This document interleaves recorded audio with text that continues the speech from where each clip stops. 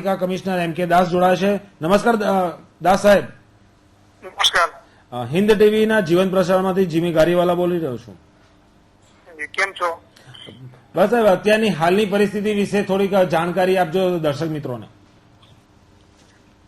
જે મેં અગાઉ વાત કરી તે પ્રમાણે અત્યારે તાપી માત્ર લેવલ ખૂબ ઘટી રહ્યો છે, જેના કારણે મોટાભાગના આપણા જે ફ્લડ ગેટ્સ જે વર્સ્ટ ઇફેક્ટ એરિયામાં ખાસ કરીને સિંગનપુરમાં વેડ રોડ ઉપર એ બંધ હતા, હવે બધા ખુલી ગયેલા છે અને પાણીનો ઝડપથી નિકાલ થઈ રહ્યો છે ત્યાંથી.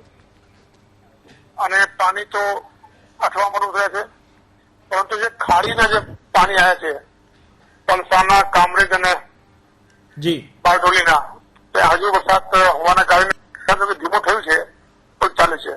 આપ જાણો છો કે ત્યાં કોઈ ઉકાઈ જેવી વ્યવસ્થા નથી, ત્યાં ડેમ નથી, એટલે જે પાણી આવે.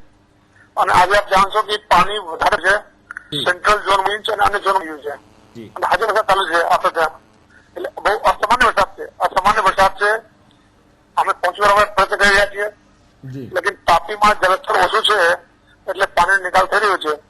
વરસાદ બંધ થયે પરિસ્થિતિ કાબુમાં આવી ગઈ છે. દાસ સાહેબ, ખાસ અત્યારે લોકોમાં થોડીક અફવા હતી કે ઉકાઈમાંથી બહુ જ લાખોની સંખ્યામાં પાણી છોડવામાં આવી રહ્યું છે, તો તમારું એક લોકોને શોધવા જોઈએ આ કોણ કામ કરે છે, અને એટલીસ્ટ કોઈને મળીએ. કારણ કે આપણા ચેનલ પર અને ચેનલો પર એફએમમાં અને મીડિયામાં એસ્કોર બતાવવા હોય છે, તેમ છતાં લોકો કેમ વિશ્વાસ કરે રહેતું નથી. આવા તત્વોથી સાવધાન હોવું જોઈએ, અને અવશ્ય જે અફવા ફેલાવે છે એ ખરેખર આપણા સુરત દુશ્મન કહેવાય. દાસ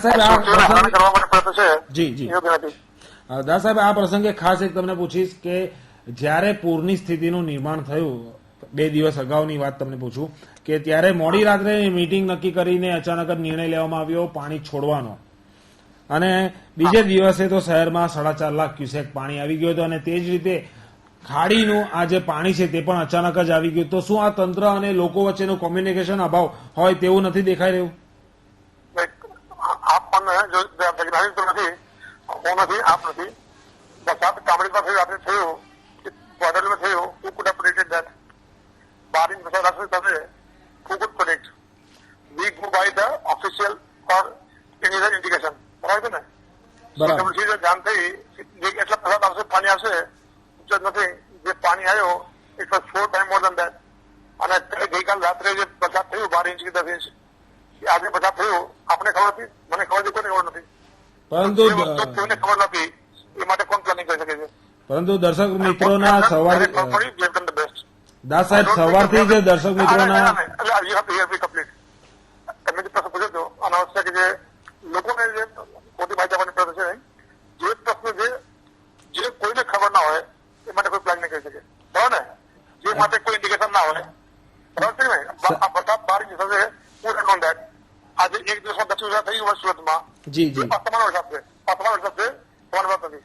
અને એને આપણે પહોંચી વળી રહ્યા છીએ, એ માટે તમને સારું કરવું જોઈએ એના માટે.